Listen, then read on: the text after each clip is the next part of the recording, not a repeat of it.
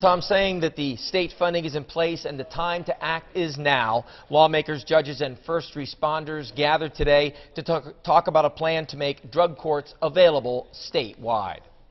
Saying that swift and sweeping action needs to be taken to fight the state's heroin crisis, lawmakers have proposed a bill to establish and fund drug courts in every county.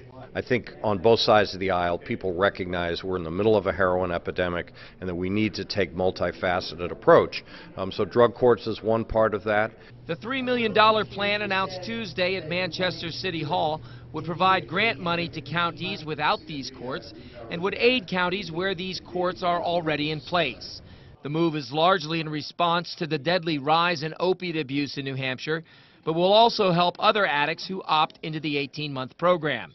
Officials say these courts target people who have reached close to rock bottom. Individuals that are at high risk and high need means high risk to reoffend. They're going to commit another crime to feed their addiction, and they're at high need. That means they need constant supervision. Under this bill, the state will provide half of the funding for drug courts, with the counties kicking in an equal match. One important component is that each court must show a working partnership with a rehabilitation center willing to help those in the system. Lawmakers who support this program say between the state's general fund and the existing budget, the money is there to fund the courts.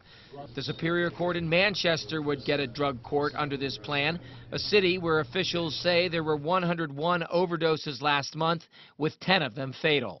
Even if it helps one person, but again, it's shrinking that pool of those who are suffering the disease of addiction. I think that's vitally important. So this is a right step in the right direction.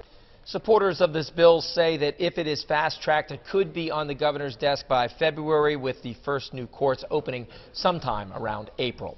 Reporting live in the newsroom, I'm Andy Hirschberger, WMUR News 9.